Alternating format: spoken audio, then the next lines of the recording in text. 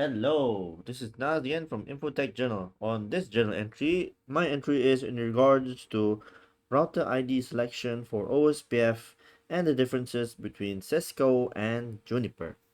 So with Juniper, we know there's some subtle differences, but then as I was looking through documentations and some forums, some people were hinting that it's the same with the Cisco router ID selection for OSPF. For router ID selections for OSPF on a Cisco device, first of all, it's with the router ID command, manually configuring it. If that's not present, it's the highest IP address on a loopback interface. And if that's not present, it's the highest IP address on a non-loopback interface. For Juniper, on the other hand, it's actually different. People say it's the same, but when I was doing it and I was basing it on those comments, reviews on forums that I saw, it was actually inaccurate. For the router ID selection process on OSPF on a Juniper device, it's first the same, which is a manually configured router ID. The second part is actually the same. It's actually the first interface that comes online for a loopback 0 interface. Excluding the system ones, which 1 to 127, 128, that's generated by system. And the third part, whereby this is actually where what actually got me, was the physical interfaces. It's actually not the highest physical interface, it's actually the first physical interface. The first IP address associated with the first hardware interface that is active and used. Okay, enough blabbering from me, so let's get to it. So I have two devices here. This is just another device that I use to connect both of them. Okay. For the IP addresses, we're gonna keep it simple. So this is still new. So, oh, interesting. Okay. So here, before that, let's just verify that I don't have anything here. No interface. There's G interfaces, nothing. Okay, that's good. There's no interfaces there. So I'm gonna configure.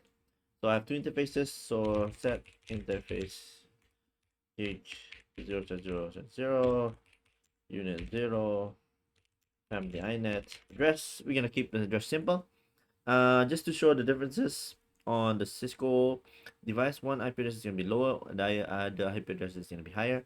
So for gig 0.0.0, we're gonna make it 10.10.12.1 because this is router 1 and this is the /24. Set interface gig 0.0.1 unit 0 family inet address. We're gonna make this bigger, 100.100.12.1/24. It's 12.1 because just keep it simple. It's between router 1 and 2. Okay. I can't commit this because I don't have root authentication set. So set system root authentication, maintain password. And let's just set the host name as well. Host name. One. We're gonna go to our Cisco device now. For Cisco device, we can check IP address first. Show IP interface brief. Nothing is assigned. So configure. The interface E00, but the E. Yeah, IP address. This one is 10.10.12.2. Nope, can't use a slash. 255.255.255. Yep, extra one. /24. No, shut. Interface Ethernet 0/1. IP address 100.100.12.2.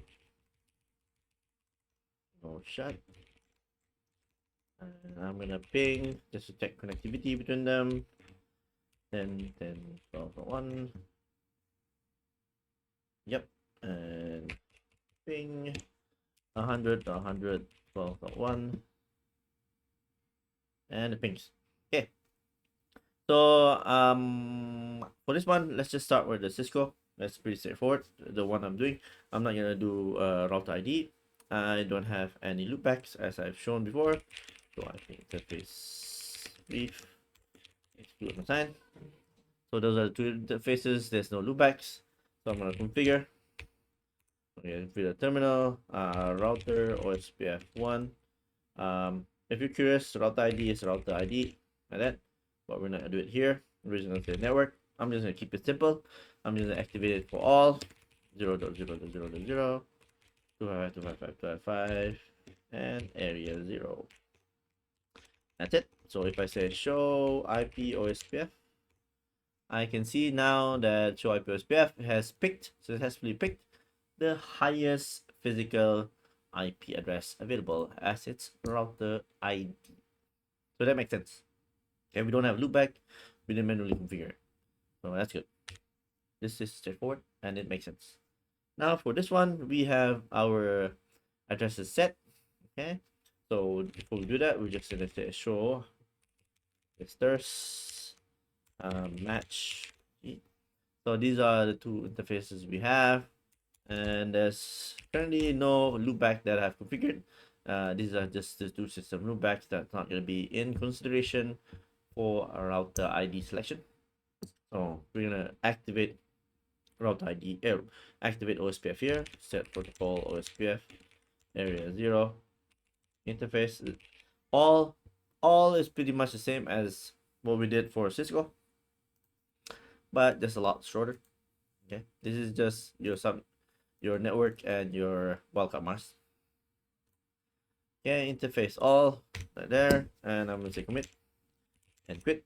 Once I say commit and quit, I say show no IP, show SPF overview, and you can see here it picked not the biggest IP address, but the first available IP address. Okay, and if we go here, we can see it's already forming neighborships. Show IP OSPF neighbor. Okay. With DR and BDR election on a broadcast type network, it's actually the same. So router, not router, the priority is 128 for both. So we can see here priority 128. If I go here, show yeah, interface details, you can see here route priority is 128. Priority is a tie, so then it is the highest router ID. So of course, that is a higher router ID than the one we have. It will become DR. For on a Juniper segment, a Juniper device, it is not called broadcast type. It is called LAN type. On here, it's actually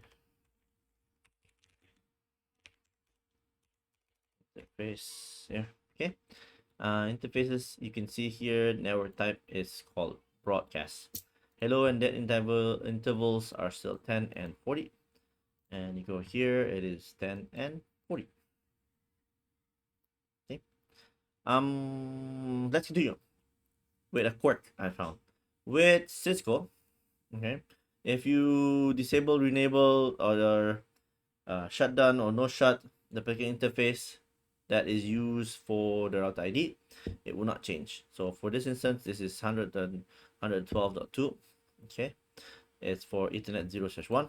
So if I go here, configure interface Ethernet 0/1, I say shutdown. Okay, and I say do show IP OSPF, and you can see it does not. It does not change your router ID. I'm going to bring it back up.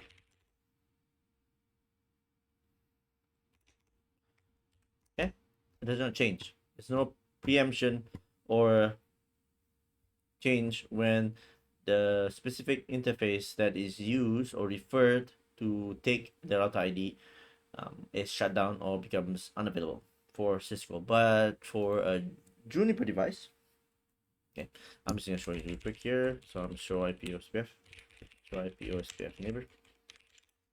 Okay, I just have it there. So for Juniper right now, our router ID is 10.10.12.1. This is based off the first active physical interface. Show interface. There's here. So that one. So I'm gonna disable the interface.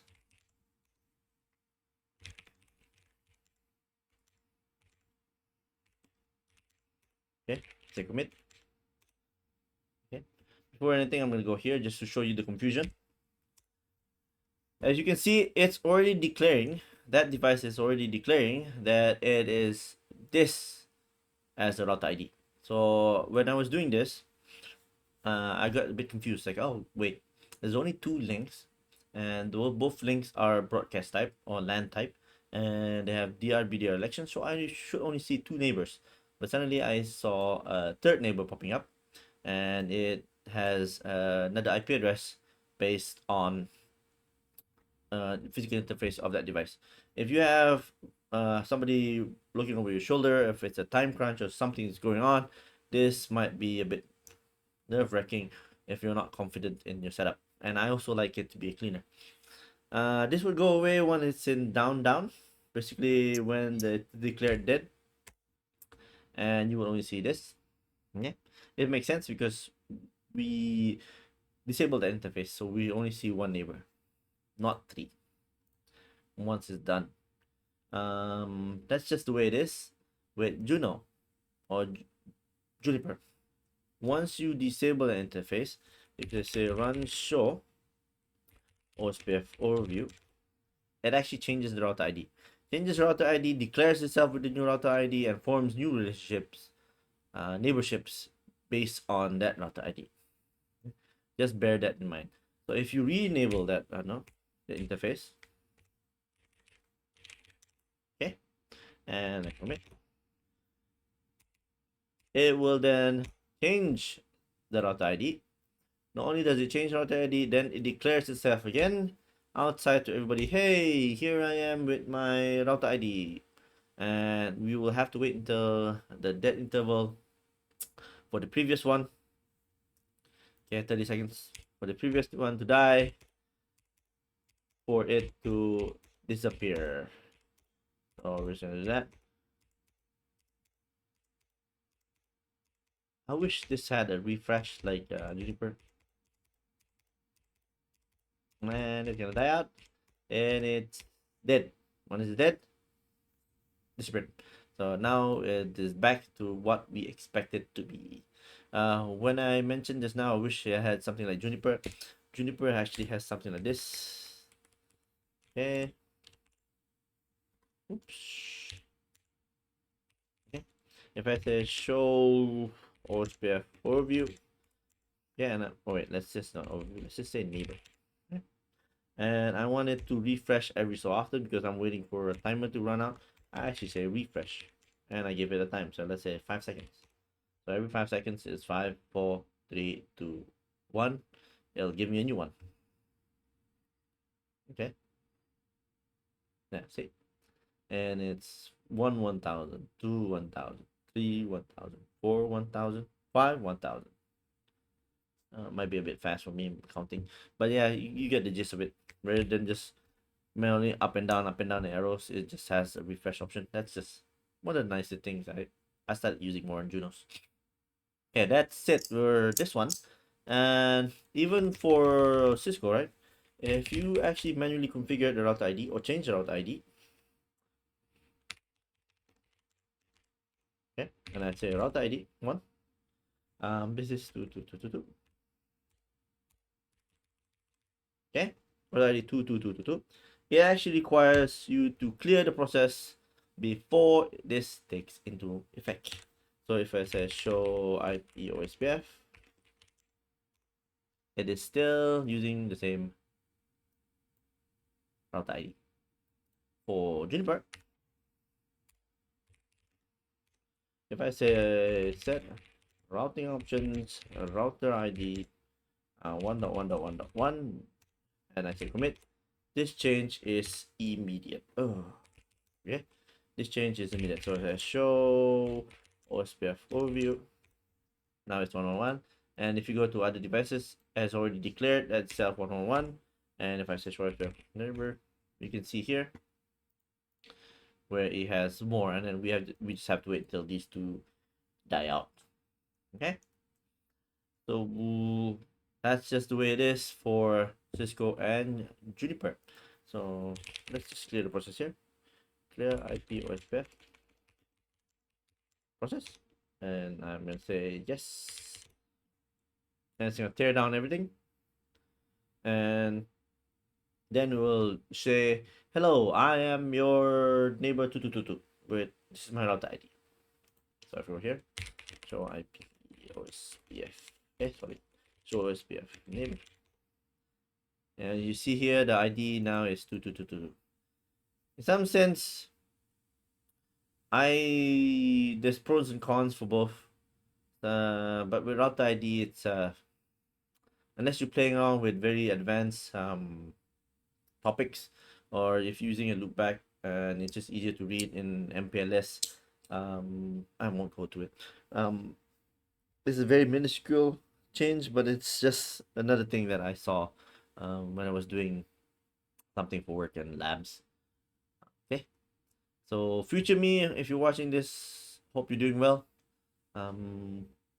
It is the year 2024. It's almost 2025, and I hope everything works out for you. Also, if you're somebody else watching this, I also hope that you're doing well and everything's good and you found this video helpful. That is all. If you like it, give me a thumbs up or just a thank you or a comment as well. That'll be much appreciated. Bye bye for now.